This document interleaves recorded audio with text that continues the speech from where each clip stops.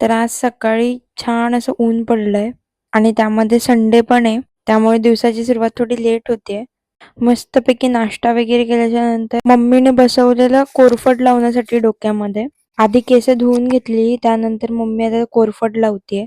मी hair mask बनवलंय आणि त्या हेअर मास्क मध्ये काय काय टाकलंय ॲलोवेरा सोबत. मेन इन्ग्रेडियंट ॲलोवेराच आहे, त्यामुळे मला तेच माहितीये फक्त. आणि मग ते स्कॅल्पला लावून झाल्याच्या नंतर 15 मिनिट बसायला सांगितलेलं आणि नंतर ते फक्त पाण्याने धुवून काढायचंय.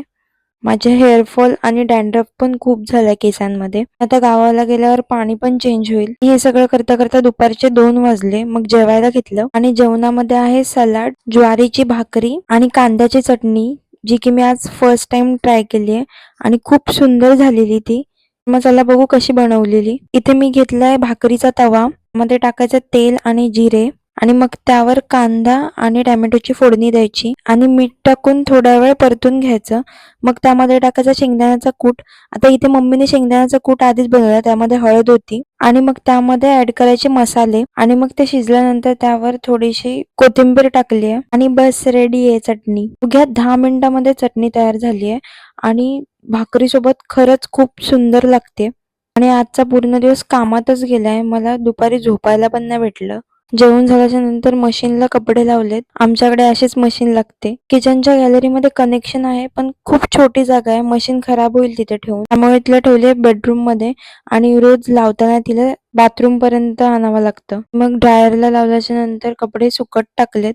पावसामुळे खूप टाइम लागतोय कपडे सुकायला. आणि मग संध्याकाळी चेहऱ्यावर लावलेला बर्फ, कारण की पार्लरवाल्या काकूंनी सांगितलेलं की बर्फ लाव चेहऱ्यावर. आणि मग टाइमपास म्हणून मोल्ड क्लेचं वॉल हँगिंग बनवलं, जे मी फर्स्ट टाइम ट्राय केलं. आणि आता इकडे बघा, हे हँगिंग आणलेलं डीमार्ट मधून, जे की वरती लटकवलं नाही, मम्मीने ते देवाऱ्याला लावलेलं आणि आठवडा झाला ते देवाऱ्यालाच होतं आणि कोणाचंच लक्ष नाही की प्राइस टॅग त्यालाच आहे. आणि मग जेवण झाल्याच्या नंतर रात्री घेतलेत कपडे पॅक करायला, कारण की उद्या निघायचंय सकाळीच गावाला जाण्यासाठी. म्हणजे खरंच महिना कसा गेला ना ते कळलंच नाही. महिन्याच्या स्टार्टिंगला बोलत होतो गणपतीला जायचंय आणि आता अवघे 2च दिवस राहिलेत गणपतीसाठी.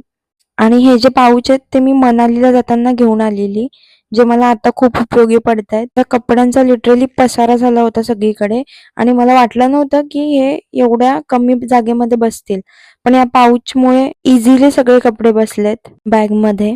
आणि आता इम्पॉर्टंट गोष्ट म्हणजे ट्रायपॉड, ज्याची की गावाला खूप गरज लागणार आहे, म्हणून तो पण भरून घेतला. आणि फायनली आठवून सगळं पाऊच मध्ये भरून झालंय, जे की सकाळी फक्त बॅग मध्ये भरायचंय. आणि हे सगळं भरता भरता लिटरली 1 वाजला. बाकी राहिलेलं उद्या बघू. बाय.